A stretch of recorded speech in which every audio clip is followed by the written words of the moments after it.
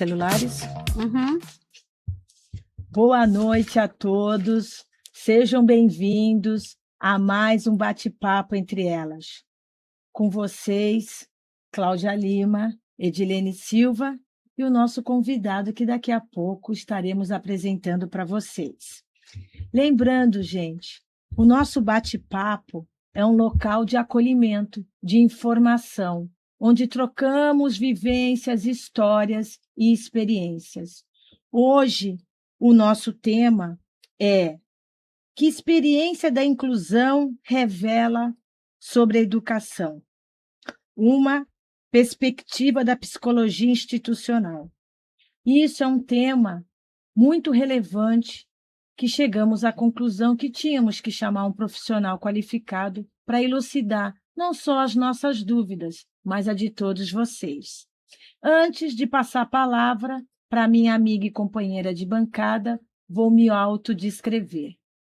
Eu sou uma mulher negra, de 1,72 m de altura, olhos mel. Hoje estou de cabelo preto, o tom do meu cabelo é mel com mechas loiras, tingida. Estou utilizando hoje um óculos num formato mais quadrado, né? Com design animal print. Estou com uma camiseta bege, de cetim na frente e seda atrás. Estou com acessórios, brincos e anéis, calça jeans e uma escarpã bege. Agora, com vocês, passa a palavra à minha amiga Edilene Silva. Seja bem-vinda, meu amor. Boa noite. Mais um bate-papo entre elas hoje com um tema muito importante, né? Quero cumprimentar os nossos web espectadores, agradecer, né, por nos acompanhar sempre aqui no canal, né? Toda terça-feira ao vivo. E eu quero fazer a minha autodescrição, né? Eu sou mulher, parda, tenho cabelos lisos, à altura do ombro aqui, long bob. Hoje estou usando uma blusa na cor cru, que é do brechó de Helena. Que, né? Por sinal, é lindíssima. Com uma manga aqui mais romântica, né? Tem um detalhe nas costas que depois vocês irão ver no vídeo que a Cláudia gravou e vai postar lá na página do brechó, né? Quem quiser marcar o horário lá, só nos chamar no direct ou no telefone, porque sempre terá alguém para atender, né? Estou usando juntamente com uma calça jeans, porque é uma blusa bonita, que combina com jeans. Eu estou usando tênis e hoje eu estou usando óculos, né? E acessórios dourados, né? Hoje nós temos aqui na nossa bancada o Lucas Lázaro, que é psicólogo, nosso convidado de hoje. Seja bem-vindo, Lucas. Seja bem-vindo, estamos muito felizes. Obrigado, boa noite. Quero pedir para você fazer a sua apresentação, né? E a sua autodescrição. Prazer, meu nome é Lucas Lázaro, eu sou psicólogo, sou formado pela Unifesp e trabalho hoje numa escola de educação especial chamada Autista Santos. Já mando meu primeiro salve para eles. Para me autodescrever, eu sou fenotipicamente, como dizemos na psicologia, um homem da pele negra, tenho um cabelo dreadlocks castanho, curto, com franja, olhos castanhos. Estou vestindo uma jaqueta em tons terrosos, uma camisa off-white. Estou com uma calça bege e um tênis de camurça marrom. Eu uso acessórios, anéis e pulseiras de materiais orgânicos, madeira, pedra-sabão, cor de marfim, cores que eu gosto. E estou aqui hoje para conversar com vocês. Seja bem-vindo. Seja bem-vindo. Antes de nós darmos início ao nosso bate-papo, eu gostaria de salientar uma coisa que você sempre fala. O nosso estúdio, né, que é o Amigos da Cultura, é um estúdio que é trabalhado, puxado para o tom azul. Aqui, que vocês não enxergam, mas está a nossa equipe técnica, 2 dos nossos profissionais, que tantos nos auxiliam. Um beijo para o Alessandro, que está viajando. Espero que você esteja nos vendo. E gostaríamos de agradecer a Paulo, né, e a Rodrigo. Isso, que estiveram no programa anterior, né? Isso, o Paulo Borgomoni e Rodrigo França. Que nos deram uma lição de amor, de respeito e de relacionamento.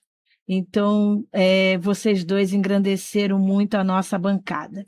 Aí voltamos ao nosso entrevistado.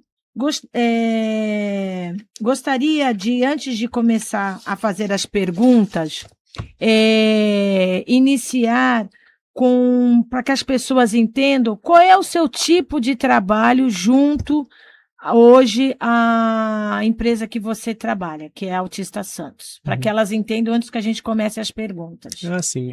Na Autista Santos eu sou psicólogo, lá eu sou psicólogo escolar, então eu faço o acompanhamento dos alunos, principalmente me preocupando com o processo pedagógico, né, com o aprendizado, com o ensino, com as questões que são escolares. Certo. Mas, principalmente se tratando do público neurodivergente, mas eu acho que em qualquer caso, isso engloba muita coisa.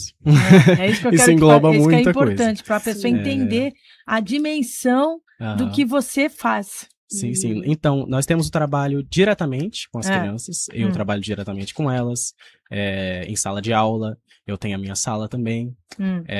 Temos diversos materiais lá. Eu faço a observação de como eles estão evoluindo, de como eles estão aprendendo, de como eles estão se sentindo e de como eles estão respondendo ao processo. É uma coisa, assim, longitudinal, vai ao longo do tempo. Então, ao longo do tempo eu fui conhecendo eles e fui vendo as mudanças, e acho que as mudanças falam mais alto do que qualquer coisa, né? Você simplesmente chegar e conhecer por um momento não seria suficiente, né?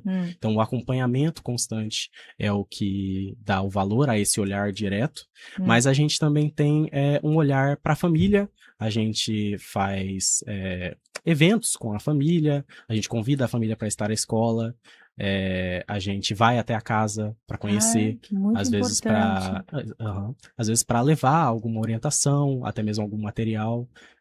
A gente se esforça bastante para conseguir englobar tudo que é necessário para o ensino poder se dar, né? Porque o ensino não acontece só ali entre professor e aluno, é uma rede que precisa estar conectada. A gente também articula até mesmo com clínica, as crianças que fazem terapias clínicas, né? Certo. A gente articula com as clínicas para poder se conversar, né? E dialogar, combinar questões, evitar, às vezes, entravar alguma coisa, né? Para ajudar na rotina deles, né? Exatamente, Então, tudo a gente Vocês buscam no sentido de, assim, todos estarem falando a mesma língua. A mesma língua. Como objetivo único, aquela criança em questão, ou aquele adolescente, ou aquele adulto. Seria Exatamente, isso? A gente busca o que a gente chama de generalização, né? Certo. Uma coisa que é aprendida em um ambiente poder funcionar em todos os ambientes em que a criança está inserida. Legal. Então, respondemos. Aí, peço que você comece, por favor. Eu gostaria que começar, né, para você falasse um pouco sobre a sua trajetória profissional, né? Como que você atua? Sei que agora você falou sobre onde você está, né, atualmente, né? Falar sobre a sua experiência acadêmica. Porque até chegar aqui, foi uma caminhada, né? Então, e essa caminhada trouxe para você muita experiência. Sim. Como eu falei, eu me formei em psicologia pela Unifesp. Lá tem um plano pedagógico muito focado em serviços públicos, em atendimento ao público, em trabalho, em saúde. Um plano bem assim de estar com as pessoas. Desde o primeiro ano da faculdade lá, a gente já vai a campo conhecer as pessoas, ver o serviço, ver o que está acontecendo. Inclusive que conta com horas de estágio na contabilização do curso, então você já entra lá no meio do mundo real mesmo, né? O mais importante. E desde o princípio eu, assim, me interessei e me desenvolvi dentro da educação e da cultura. Foram duas coisas que, enquanto eu estava lá dentro, me interessavam e eu participava, assim. E é interessante porque é faculdade de psicologia, né? Às vezes eu via as pessoas se interessando ali pelas coisas mais clássicas da psicologia, né? Tem a psicanálise, tem o comportamental, e o pessoal ia se pegando ali. E aí, por um tempo do curso, eu ficava meio, mas não sei, essas coisas não estão me sabe? Não estão me cativando. Mas aí, em algum ponto, eu entendi que era exatamente essa parte da educação e da cultura que me trazia ali essa vontade de trabalhar, né? De atuar, de fato. Sim. Ao final do curso, eu fui fazendo estágios, né? Eu fiz 2 estágios, os 2 voltados para educação e cultura e com uma visão institucionalista, né? Um deles foi em uma organização daqui de São Vicente, que não existe mais, mas que trabalhava com a educação e a cultura das crianças e jovens das regiões periféricas aqui. Eu especificamente atuei no Quarentenário. E lá eu tive uma ótima experiência, aprendendo muita coisa sobre, primeiro observando oficinas, aulas, tinham programas de reforço, arte, música, teatro, e depois podendo também ajudar a compor e a formular essas questões. E ali, assim, já tinha tido contato com crianças, mas quando você trabalha é diferente, né? Então, já fui, assim, me impressionando com a capacidade das crianças em geral. Aí você foi se encontrando, assim, no sentido de falar, não, é isso que eu quero dar continuidade. Sim. Foi assim? Sim, sempre me inspirou mais, assim, trabalhar com as crianças. Você vê nelas, assim, uma pureza, né? Uma coisa, assim, que você vê florescer, assim, que você vê elas crescerem, e isso é muito interessante. Quando eu tava lá, por exemplo, tinha algumas crianças lá, umas crianças que já não eram mais crianças, alguns jovens, mas que estavam nessa organização desde cedo, e às vezes eles mostravam vídeos deles desde criança participando, e eu pensava, nossa, que legal. O desenvolvimento, né, quando a gente vai percebendo o resultado, digamos assim, né, de um trabalho com dedicação, né? Não, e saber que vocês fazem parte dessa caminhatória. Eu acho que é isso que é maravilhoso, né? Sim, é muito gratificante. Eu fiz um outro estágio mais profissional, né? Porque os estágios deles vão aumentando de complexidade na UniFesp. Mas voltado no mesmo sentido, assim, também trabalhando oficinas, aulas, convidando crianças em vulnerabilidade social para poder participar de espaços de educação que elas não participavam. Tinha um olhar também para outras populações em situação de rua, mas as crianças e os jovens eram um foco ali. E ali eu fiz uns trabalhos bem legais também. Além disso, eu trabalhava por fora da faculdade para conseguir, né, me sustentar também. E eu trabalhava bastante com recreação, eventos infantis, oficinas de arte para crianças. E ali foi aonde eu comecei porque por ser fora da faculdade, e ter contato com outras pessoas, foi ali que aconteceu de eu encontrar a neurodivergência e perceber alguma coisa, assim, sabe? E ter um olhar e perceber que ali tinha algo que precisava ser explorado. Mas então, esse momento foi, só para as pessoas entenderem, em algum trabalho seu, que você fazia à parte a faculdade, né?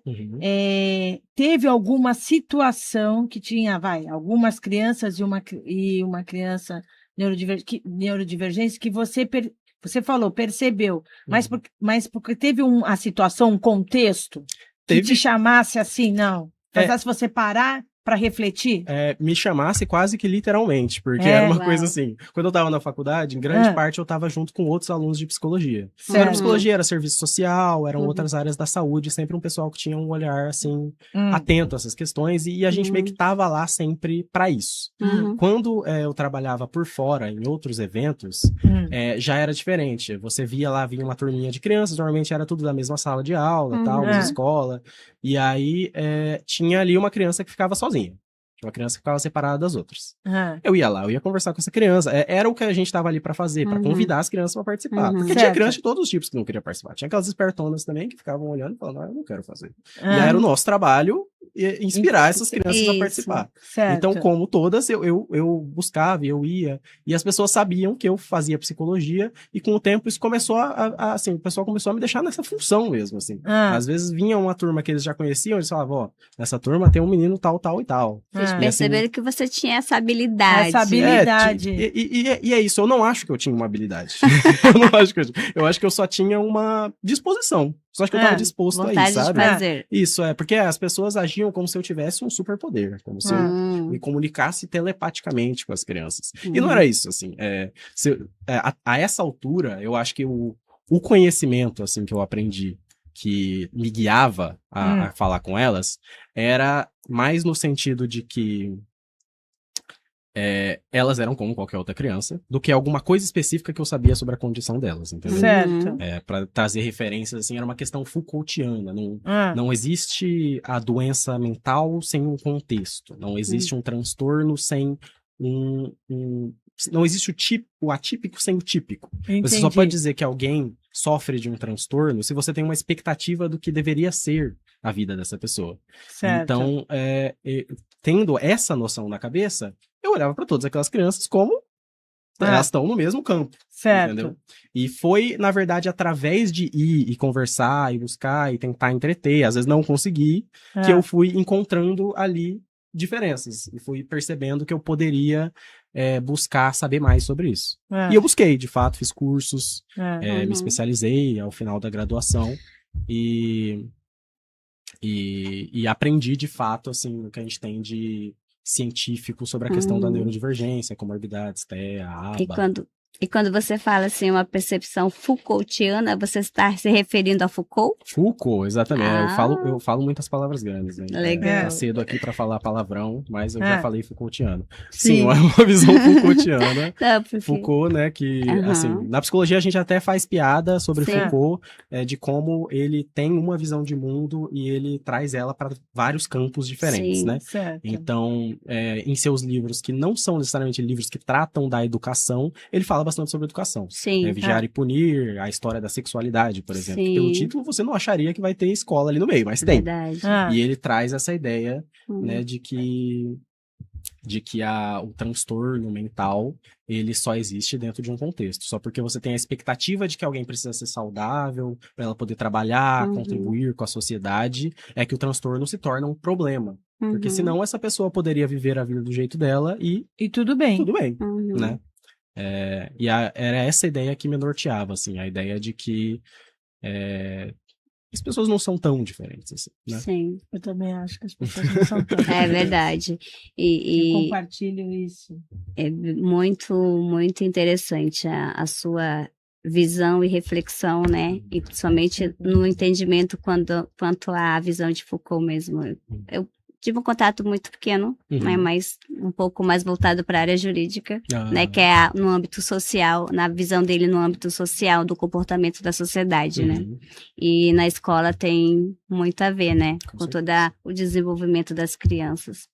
E falando sobre o trabalho na escola especial, né, gostaria que você compartilhasse conosco sobre o que você vem vivenciando, como que está sendo na prática que você está tendo, quais são os avanços que estão acontecendo nesse sentido da escola especial atualmente? Eu acho que os avanços são, assim, avanços é uma ótima palavra, porque eu acho que é uma questão até de movimento de espaço. Isso. Eu acho que uma coisa muito boa que está acontecendo agora é a escola especial estar saindo da escola especial. Ela estar atingindo outros espaços. Sim. Porque por muito tempo, escola especial era um lugar onde as pessoas ficavam separadas das outras, né? Era um lugar onde você não via. Era uma casa que tinha um muro, ninguém sabia o que acontecia ali dentro, né? Era uma coisa que a gente não tinha olhos lá pra dentro. E agora, o trabalho que a gente faz é muito voltado pra fora. Como eu falei, tem muito trabalho com as famílias, tem muito trabalho com as clínicas. É uma coisa que a gente vem trazendo pra fora. Tem muito trabalho com as outras escolas. E isso é uma questão, assim, que explode toda semana alguma questão envolvendo as outras escolas. Então, é uma coisa que... E, assim, né, a gente tem discussões, podemos dizer globais, mas, assim, no país inteiro, questões federais, de legislação, envolvendo essa questão da inclusão nas escolas, e opiniões pra cá, opiniões pra lá, né? Mas, no nosso trabalho, o que eu acho, assim, que mais é de abrir os olhos é poder olhar para os outros ambientes e ver como essa coisa funciona. Porque dentro da escola, as crianças se dão muito bem. As crianças, adultos, a gente tem adultos também, os adolescentes, os alunos, Eles se dão muito bem. Os mais velhos, inclusive, acho que são os maiores exemplos disso, porque como eles estão lá há bastante tempo, eles são bem habituados à rotina escolar, às tarefas, às questões. Mas às vezes, fora da escola, você não vê o mesmo resultado, exatamente. Por conta de uma falta de preparo de quem está fora da escola. Eu queria um gancho em cima disso, posso? Sim, Pode. claro. Então tá, vamos lá. Como é que você enxerga essa situação no seguinte cenário, tá? Dentro da instituição que você atua, você acabou de falar que eles vão muito bem. Vão muito bem por vários fatores, né? Vou citar só alguns. Se eu estiver errado, você me corrija. Tá bom, pode falar. Tá? Primeiro, a preparação dos profissionais, tá? Eu estou falando, gente, porque eu vou lá dentro. Eu vou em horários alternativos. Então, não é tipo assim, mascarou para ver. Não, é aquilo, né? E desde o primeiro dia, eu percebi, assim, uma coisa muito pontual. A educação das crianças no sentido das habilidades, né? É verdade. Né? Aí eu pergunto para você, vamos estar um cenário que alguma dessas crianças atuam lá e vão para uma escola regular. Ou vão para a escola regular de manhã e lá à tarde e vice-versa. Como é que é esse equilíbrio se eu percebo que lá vocês oferecem muito mais do que a escola regular? Como é que essa criança volta no dia seguinte?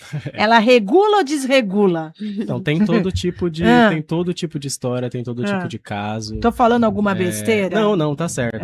Acontece mesmo.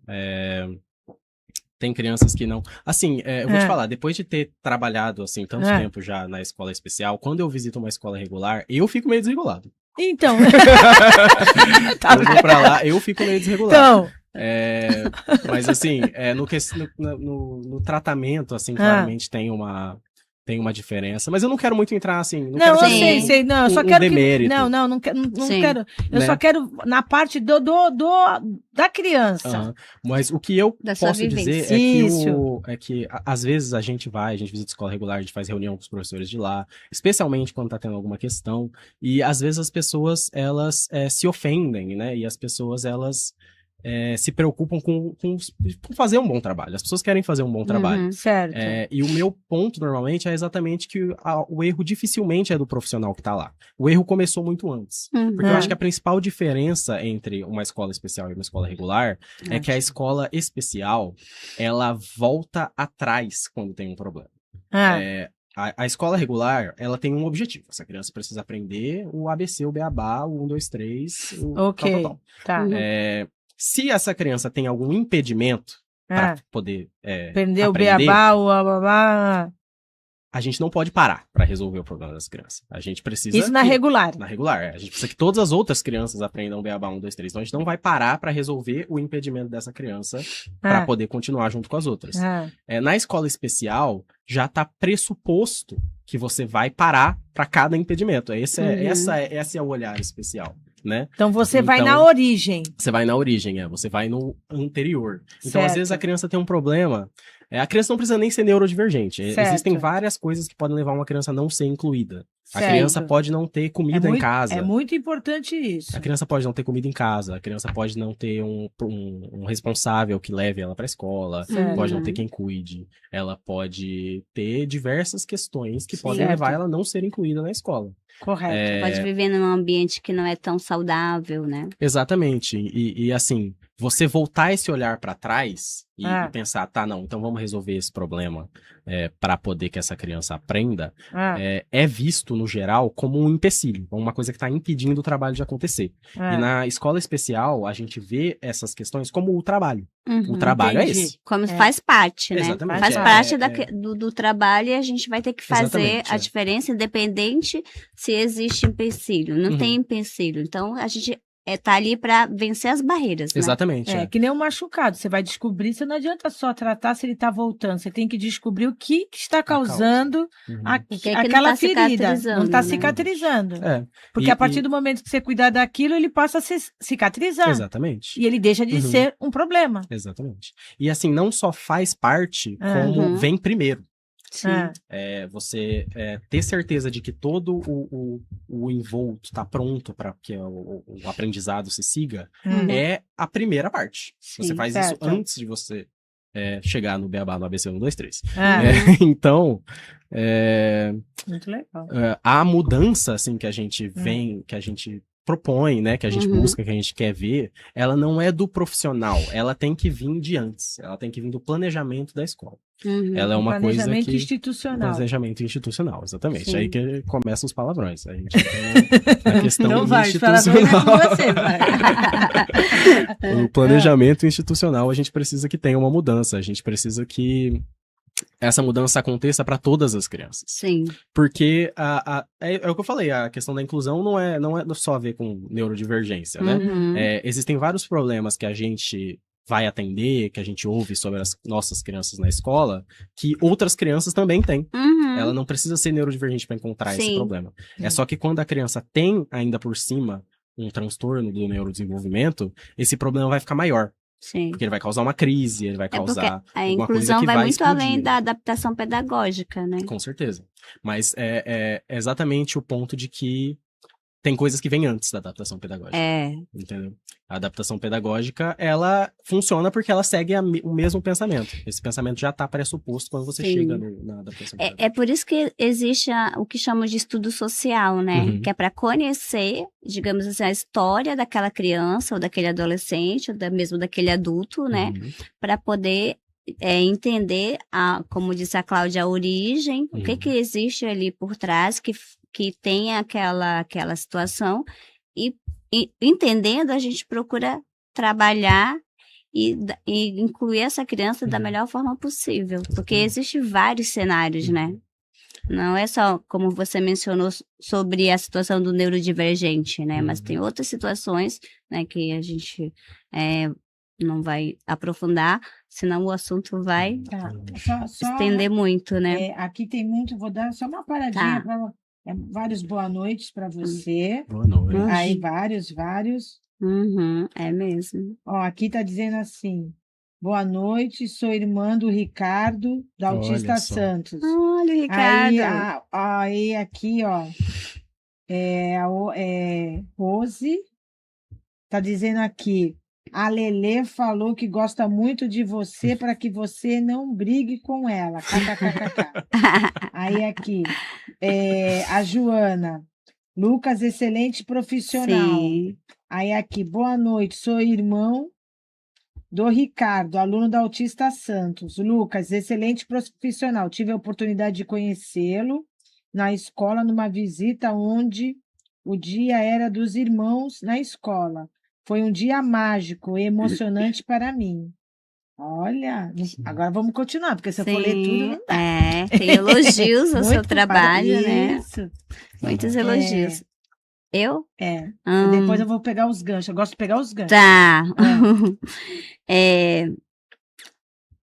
Sobre os desafios, né, das escolas regulares. Gostaria que você falasse um pouquinho sobre isso, o que você vem experienciando.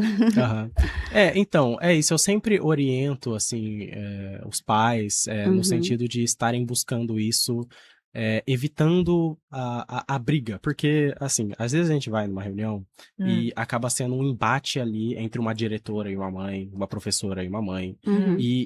Na minha visão, nenhuma dessas duas pessoas é quem deveria estar resolvendo essa questão. Então, eu sempre oriento as mães no sentido de estar buscando quem é de fato o responsável, né? Quem tem o poder de mudar a escola, né? E assim, eu oriento elas sempre a buscarem mais alto, sonharem mais alto, buscarem mais alto. Porque a mudança, o problema, ele vem de cima. Então, a mudança, a solução, ele tem que vir de cima também. É uma questão, assim, maior do que a família que tá tendo. Isso, e quando você fala, quando você tem essa fala com essa mãezinha ou com esse pai, você está sinalizando para eles que eles têm o poder, eles têm a ferramenta. E eles têm que utilizá-la da maneira correta. Porque senão aquela ferramenta, ela perde seu valor quando você a utiliza de modo incorreto. É o que a gente vê muito né, Sim. hoje na sociedade. Então, eu vejo você como uma grande ponte de intermediação, de trazer clareza, né, para essas pessoas. Eu acho, assim, o seu papel muito importante. O psicólogo e também, às vezes, eu sinto que as escolas precisam de um assistente social também para orientar as famílias, né? Como você apontou uma questão que eu também percebo, porque eu também sou pedagoga, eu sinto que o que falta para as famílias é orientação, né? Então, precisa de profissionais que estejam ali preparados para orientar essas famílias, né? E normalmente é o psicólogo, o assistente social, porque se a família estiver sendo bem orientada, se ela estiver informada, que é uma das coisas que a gente fala aqui sobre quer levar informação à sociedade, né? Elas irão buscar nos lugares corretos, né? E aí sim chegar em quem realmente tem a responsabilidade de, por exemplo, fazer com que o sistema da escola que não é especial, a escola regular, se encaixe para a necessidade da criança, do estudante, exatamente, né? Porque às vezes é isso que eu falei, cria uma rixa entre família e pedagogos, e não faz sentido a raiva se direcionar para nenhum desses lados, assim, não resolve, né? É uma coisa que nunca vai resolver. Às vezes alguém ali vai perder alguma coisa, e isso não vai solucionar o problema. E assim, até mesmo as professoras têm pouco tempo para conversar com as famílias, né? Então, assim, favorece esse sentido de uma desconfiança, uma coisa de assim, mas eu nem conheço ela, né? Como é que eu vou saber que ela tá fazendo do jeito adequado? Existe toda um envolto que causa essa separação entre família e a equipe de ensino, né? Que, como você disse, por exemplo, profissionais que fazem essa ponte, assim, a gente tem lá na escola a nossa assistente social aí, um salve. Nossa amiga e companheira. Renata, né? E realmente toda escola deveria ter, assim como o psicólogo. Então, você falou isso. A gente não vê isso na escola, a gente vê outros profissionais de outras áreas tentando fazer essa parte, que não cabe a eles, mas eles têm que fazer, porque senão as coisas não andam. Não é faltam assim? Profissionais, né? Exatamente. Eu queria fazer uma pergunta, pode? Aqui. Quais as práticas ou experiências da escola especial você acredita que poderiam inspirar outros espaços educacionais? Se puder citar 2, te agradeço. Práticas ou experiências. Bem, uma coisa que eu acho bem legal que a gente faz lá são as atividades de vida, né? Que você seria? que já foi lá já deve ter visto.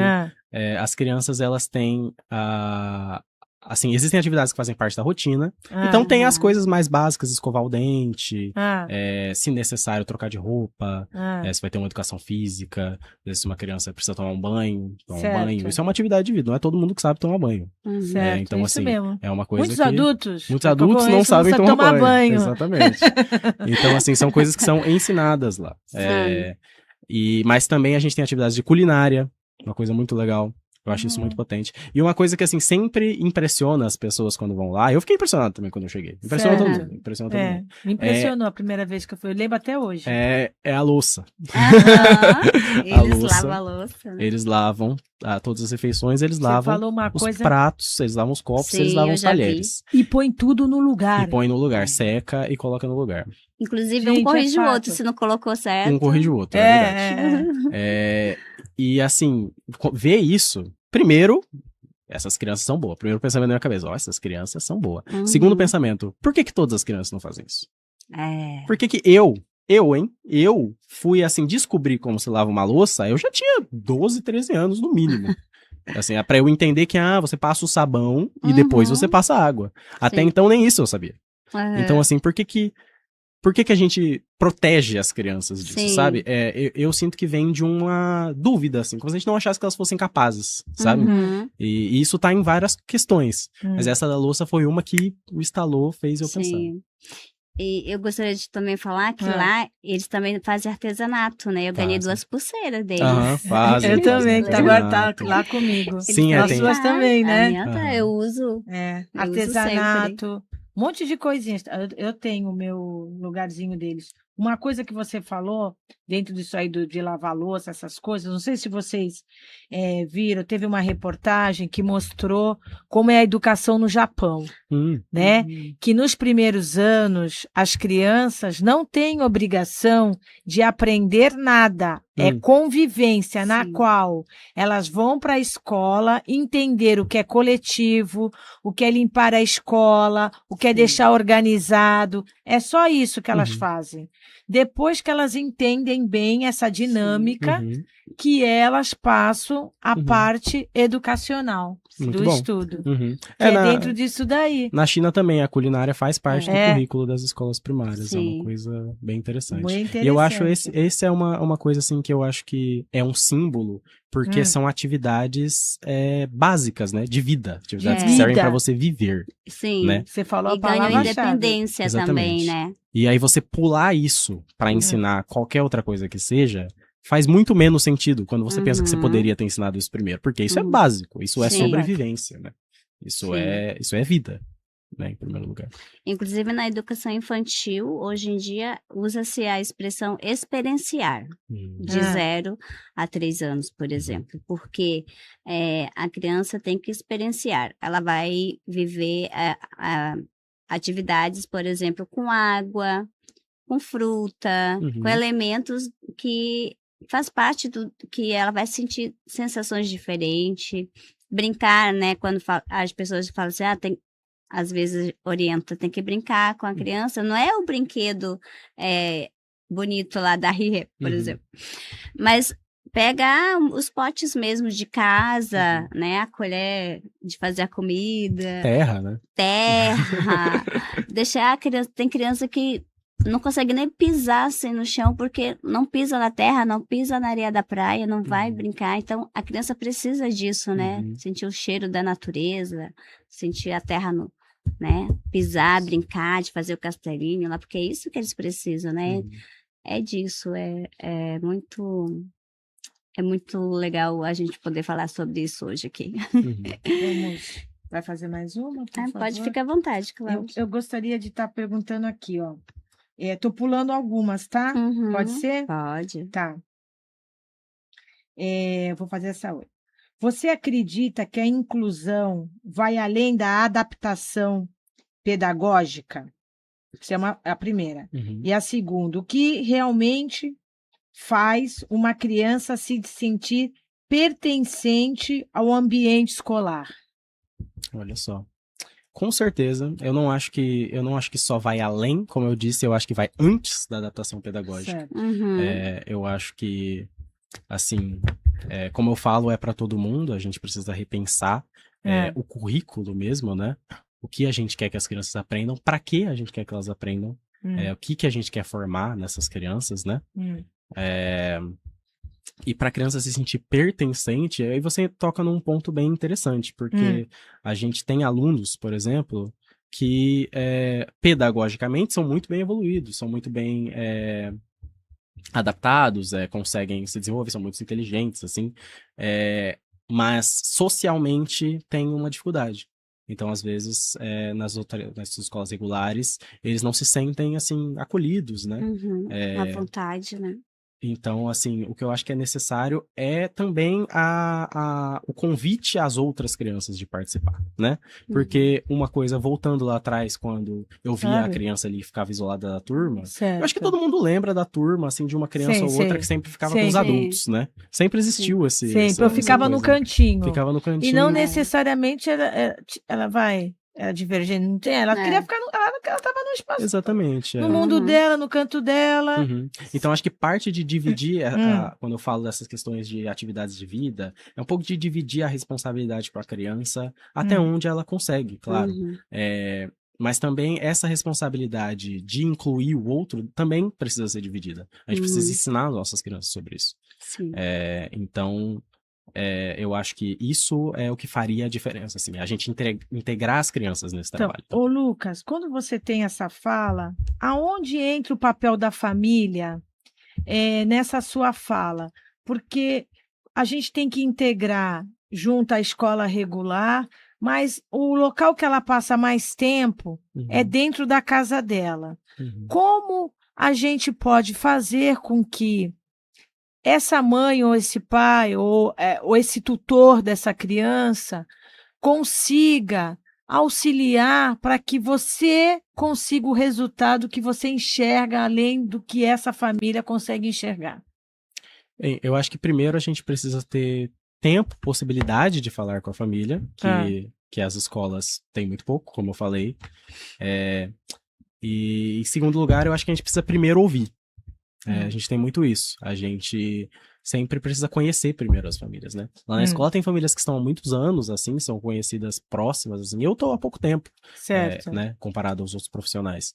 Então, para mim, algumas famílias ainda são novas. Para outras, algumas famílias já são antigas, já tem esse conhecimento. A gente entra, a gente toma um café, a gente marca, né? Uma coisa assim bem próxima. Mas sempre que tem uma família nova, primeiro a gente precisa entender a realidade, entender quais são as questões, né? Conhecer, conversar, ouvir, entender, planejar e aí então a gente orientar. Então, o que eu percebo, eu de fora, tá?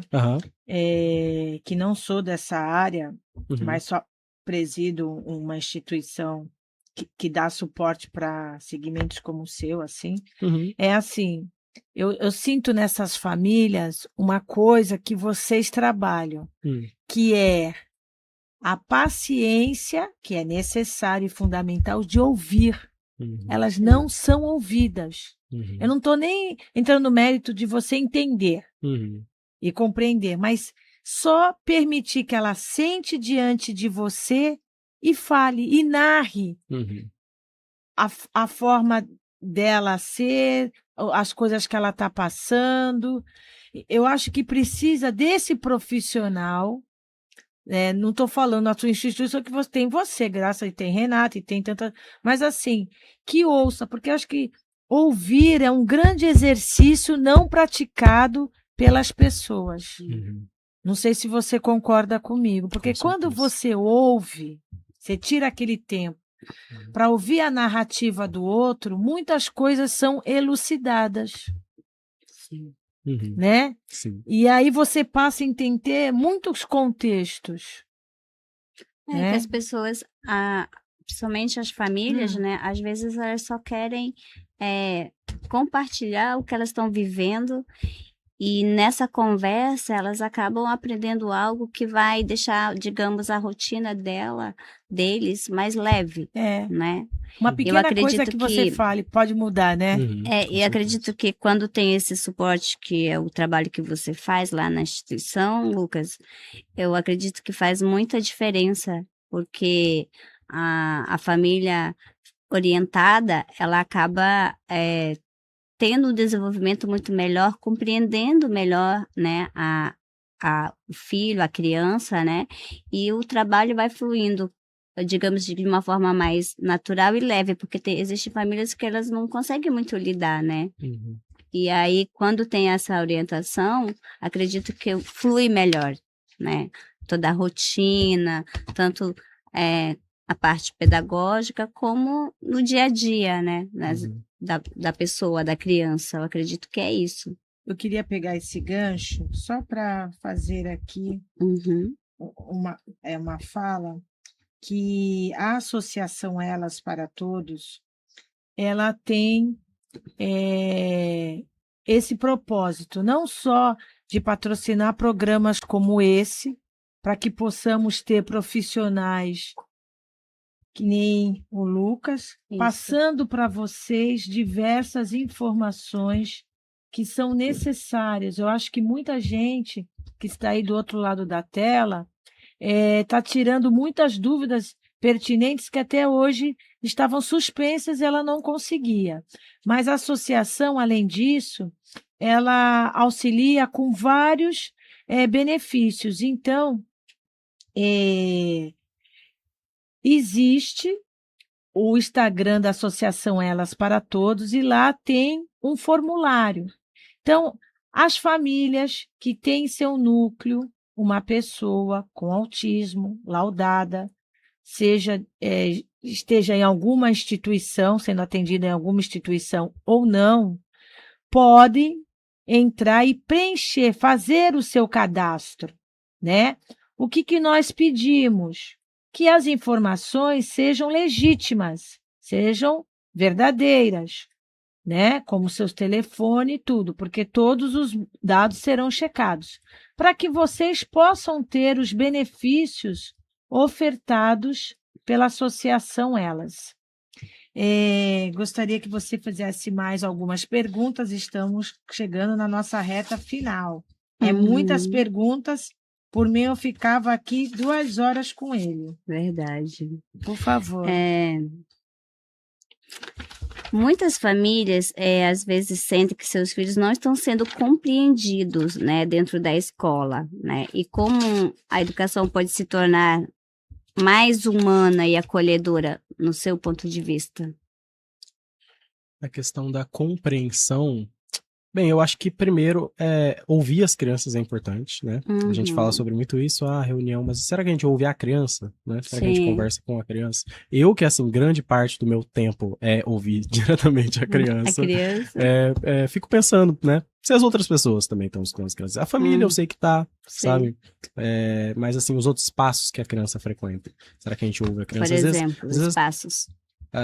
As outras escolas, clínicas, né, assim, espaços públicos também, né, assim, claro que as pessoas estão descobrindo, estão ganhando informação, tem muita gente que não sabe. Graças a Deus que melhorou bastante a questão da informação, né? Com certeza, mas em espaços públicos as famílias ainda sentem muito a pressão das pessoas em volta, né? Uma criança tem uma crise em um espaço público, a culpa é da família, né? As pessoas em volta olham e assim, e julgam por que você não está resolvendo essa questão dessa criança, né? Porque não sabem, né? Ou às vezes as pessoas vêm querer resolver, mas não entendem o processo, né? Ele quer alguma coisa, o que ele quer? Pega pra ele, eu pago, né? As pessoas... Querem resolver dessa forma. Já vi pessoas querendo pagar coisas para as crianças no ambiente público porque a criança estava ali tendo uma crise, né? E as pessoas não entendem, não sabem o que é, do que se trata. E a mãe tenta explicar, as pessoas não escutam, ou se escutam, não entendem. Então, assim, eu acho que primeiro a informação que tá chegando, mas a passos lentos, né? Essa informação chegar às pessoas... Que as atividades de sociabilização, né? Exatamente. Que a gente bate, né, nessa tecla. Exatamente. Ocupar os mesmos espaços, a própria inclusão é um trabalho nesse sentido, né? Ela precisa ser feita porque essas crianças não podem ficar escondidas, né? Porque essa desinformação vem exatamente de todo o tempo que os públicos divergentes, em geral, ficaram escondidos, né? Não só neurodivergentes, mas todo tipo de dissidência, divergência. Sim. Né? A gente, assim, pensar que quebra de manicomialismo é muito recente, então a gente tá num período de mudança, assim. Graças a Deus, né? Porque eu já vi histórias de pessoa que esconde o filho. Sim. Não pode. Com certeza. Mas eu acho que primeiro é isso, a gente precisa olhar para a criança, ouvir a criança e como vocês falaram mesmo, ouvir, né? As pessoas às vezes querem agir, querem ação, querem solução, mas nem entenderam qual que é o problema. E deixar as crianças falar aquilo que elas estão sentindo, né? Que elas estão percebendo. E dar meios delas se comunicarem, né? A gente tem crianças que não são verbais, que não falam verbalmente, né? E lá a gente tem trabalhos, por exemplo, de comunicação alternativa. É uma coisa que a gente tem feito muito com as famílias para poder estender isso para o ambiente de casa também. É uma coisa que a gente precisa articular com clínicas, porque clínicas também fazem esse trabalho. A gente não pode criar um conflito entre o trabalho da escola e o trabalho da clínica. Então... Porque senão cria uma confusão até geral, né? Exatamente, aí ninguém vai entender. É como se cada um estivesse falando um idioma, né? Exatamente. Então isso é uma coisa que a gente faz um trabalho bem grande de conseguir conversar com todo mundo, direcionar, porque é complexo, mas é muito necessário. A gente precisa, como diz a nossa fono, um salve, a gente precisa dar voz para essas crianças, né? Não só a gente precisa ouvir, como elas precisam falar, em primeiro lugar. Com certeza. Lucas, dentre as conversas que você tem com a família, qual é a maior preocupação dessa mãe? De todas, número 1. Qual é a maior? É difícil escolher a maior, mas viu? Tem algum... Mas não assim, sei se é o que eu acho. Onde eu vejo as maiores questões são questões que envolvem o ambiente familiar, a rotina familiar. Questões de sono, Eu acho que essa é a primeira coisa que as crianças apresentam, questões de sono. E às vezes... Porque elas não dormem? Porque elas não dormem, Ou dormem... Elas ficam assim, pilhada?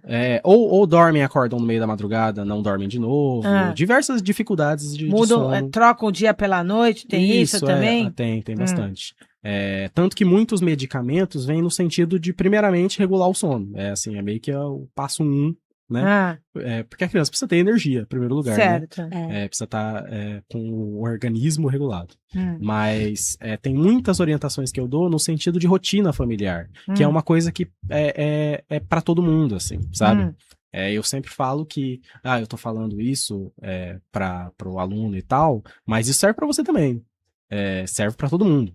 Tem coisas que assim a gente fala pra eles porque eles precisam mais, ou porque eles vão sentir mais a falta disso, mas que seria bom se todo mundo fizesse. Questões de rotina, questões de higiene do sono, alimentação, barulho, sabe? Todo tipo de coisa assim que envolve o seu ambiente. Acho que é o principal assim que a gente trabalha, normalmente é a primeira coisa que a gente trabalha, e normalmente é onde estão as primeiras dificuldades, assim, coisas que envolvem todo mundo, envolve o ambiente, envolve uma dificuldade da gente cuidar da nossa saúde, sabe? E quando você fala, quando você fala essa questão de ambiente e da rotina, hoje nós vivemos essa fase da tela, né? E é algo que acaba despertando a mente das crianças, né? Ao invés de, por exemplo, vai chegando o horário do sono... Elas estão ligadas. Estão ligadas, porque o cérebro delas está lá ligado na tela. Até a parte, a visão, né? Fica assim. Aí demora para dormir, né? Até nós, adultos, acontece. Isso. Então, você falou, é para todos, né? Eu procuro, tipo, desligar, se eu for colocar alguma música ambiente para ir relaxando. Para os bebês? Também. Para todos, né? Sim. Para todos. Eu também, recentemente, nos últimos meses, eu tenho usado as funções do celular de sono, modo boa noite, desativo os aplicativos. Sim. Eu tenho achado isso bom. Ô, Lucas, e assim, no sentido, assim, da preocupação da mãe quando ela não estiver aqui mais? Como é que é isso nas conversas com você, como psicólogo? Pois é por isso que a gente trabalha tanto a questão das atividades de vida, da autonomia, das atividades básicas, né, como eu falei. Nenhum de nós vai estar aqui para sempre, eu não vou estar aqui para sempre, né? Então, é por isso que a gente trabalha tudo isso. E assim, todo o trabalho na psicologia, eu vejo que é muito de adquirir confiança e propriedade do que a gente faz, né? Não tem como a gente ser uma pessoa confiante se a gente não tiver, de fato, agindo, fazendo as coisas que a gente precisa fazer, se preparando para as adversidades, né? Senão, como é que a gente vai ficar confiante se a gente tem ali algo que tá por fazer, algo que pode dar errado, né? Parte é a ação, não é só a mentalidade, é a ação também. Então, toda a orientação que a gente dá é nesse sentido, das famílias poderem descansar confiantes de que o trabalho está sendo feito e de que aquilo vai ter uma continuidade, vai ter um resultado, vai ter um respaldo, né? Eu acho que isso é o que a gente traz nesse sentido. E hoje, na prática, essa mãe, ela entende, ela assimila tudo que você vem passando e construindo para que ela tenha um pouco de paz interior, porque eu acredito que, como mãe, deve ser muito difícil, tá? Eu posso estar falando besteira. A mãe, ela quer morrer zelando pelos seus, né? Então, assim, se você já se preocupa em demasia, seu filho não tem nada, está na faculdade, sei lá, e é uma preocupação. A criança nasceu, você vai ter preocupação com ela até ficar velhinha, a criança. Sim. E aí, uma pessoa que precisa de um cuidado maior.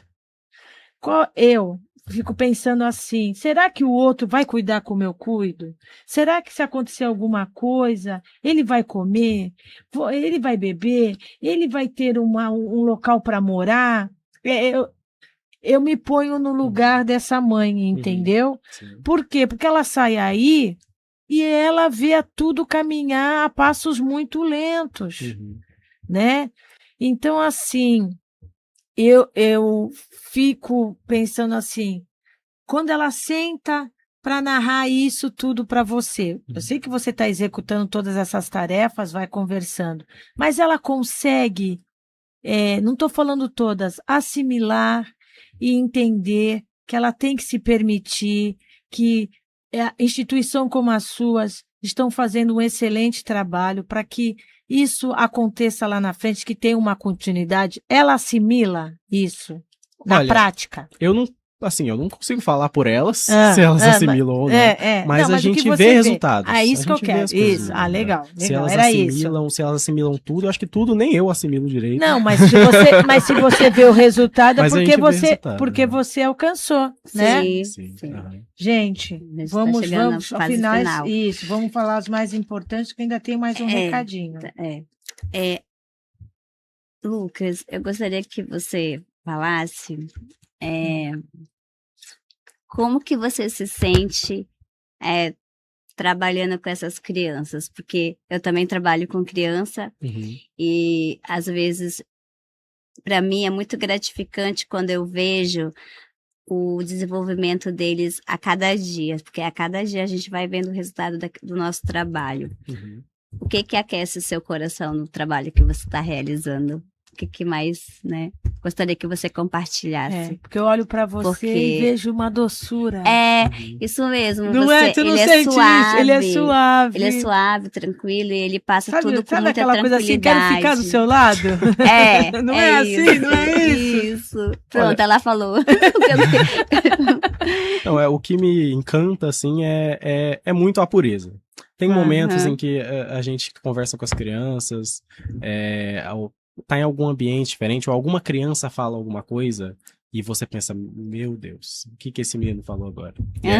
E agora a gente vai ter que explicar isso para essas outras crianças, o que esse menino disse, né? E aí outra criança, às vezes, rebate com uma sagacidade, com uma quase que um escudo contra se deixar, como eu posso dizer, influenciar, assim, sabe?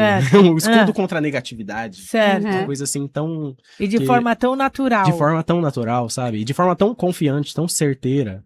Eu acho que isso é o principal. Né? Assim, às vezes, aquilo que ele já acredita, né? Às vezes eles estão mais confiantes na atividade que a gente está fazendo ali do que a gente. É isso mesmo. A autonomia deles, né? A percepção isso é muito bom. Gente, eu agora vou falar aqui os comentários. Perdão. Queria dar 2 recadinhos. Um é sobre o Brechó de Helena, que é um dos nossos apoiadores e é que veste tanto eu quanto a Edilene Silva, né? Então, se você gostou dos nossos modelitos, é só conferir nas mídias sociais. E o Brechó de Helena, além de atuar de forma itinerante, ele tem um atendimento personalizado no seu ateliê, né? Ali na nossa tela está aparecendo o nosso Instagram e vai ser colocado o telefone para contato se houver interesse da parte de vocês. Lembrando que o Brechó de Helena é o nosso pilar financeiro da Associação Elas, né? E ele está atrás de parceria, gente. Então, se você tiver um espaço que pode nos disponibilizar para que possamos levar nosso acervo de peças, é só entrar em contato com o Brechó, 10% do faturamento vai para o local que está cedendo o espaço para nós. E reforçando que ele está patrocinando os cursos de capacitação profissional, que já está em andamento, um trabalho em parceria Capaz São Vicente. O objetivo é dar a essas mulheres uma primeira renda ou uma segunda renda, né? Recolocando essas mulheres no mercado de trabalho. Aí peço a você para fazer as considerações finais e ao nosso convidado também, por favor. Quero agradecer Finalizamos a aqui sua nosso participação, Lucas, hoje. Muito obrigado por aceitar o convite, por compartilhar todas essas informações maravilhosas aqui com nossos web espectadores. Eu tenho certeza, muitos comentários aqui, elogios ao seu trabalho, maravilhoso mesmo, tanto de pessoas, familiares e profissionais que trabalham com você, e familiares também das crianças que você dá suporte, das famílias. Muito obrigado por compartilhar esse momento com a gente, foi maravilhoso. E também quero agradecer aqui a nossa equipe técnica, a você, Cláudia, por mais esse dia de trabalho maravilhoso, porque é muito gratificante fazer um trabalho voltado à sociedade, e quero pedir para você fazer suas considerações finais aí, fica à vontade. Bem, quero agradecer a vocês pelo convite, muito obrigado, foi um prazer aqui, muito interessante estar falando assim, né? Quero agradecer a minha família, meus amigos, todo mundo na Autista Santos, um beijo pra Karina, meus colegas psicólogos, a Intervisão, que estiverem assistindo aí, um salve para todo mundo. Agradecer a vocês pelo convite. Se vocês permitirem eu deixar uma mensagem final. Por favor. Claro, o microfone é seu, por favor. Para quem estiver ouvindo, quem estiver interessado. O jeito que eu vejo a situação é que muitas vezes as pessoas olham pra gente, vão olhar pra vocês e vão agir como se vocês fossem um empecilho. Vocês estivessem impedindo a roda do mundo de girar. Mas se tem uma coisa que eu aprendi com o estudo, é que essa roda tá quebrada faz tempo. E quando as pessoas se irritam com a gente, é porque a gente tá tentando consertar. Olha! Gostei. Eu, em nome da equipe do Bate-Papo Entre Elas, gostaria de agradecer, enfatizando ainda mais o que a Edilene Silva falou, pela sua presença. Quando a gente tem a oportunidade de trazer profissionais como você aqui, é mais que uma pessoa, é uma voz ecoando, né, no universo. Você nos faz refletir, nos faz repensar muitos pontos e fatores.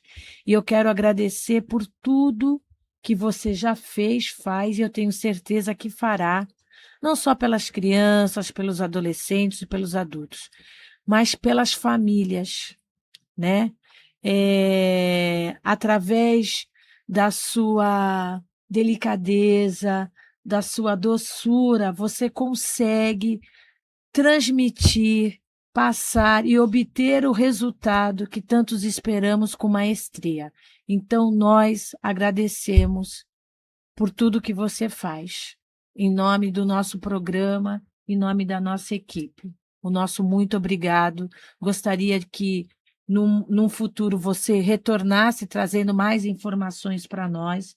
Gostaríamos de agradecer a todos os web espectadores que atuaram, né, mandando mensagens, assistindo o nosso programa, interagindo conosco. Gostaria de agradecer a Camaleô, Associação Elas para Todas, Planeta Água, Divino Fogão, Tâmega Turismo, Braga Pneus, Grupo Império Móveis, o Brechó de Helena, Vivi Presentes, Fran Consultoria de Imagem, André Galego Maquiador, doutora Elane Ângela, biomédica e nutricionista, né? E gostaria também de agradecer, para finalizar, a doutora Nídia Miranda, cirurgiã dentista, né?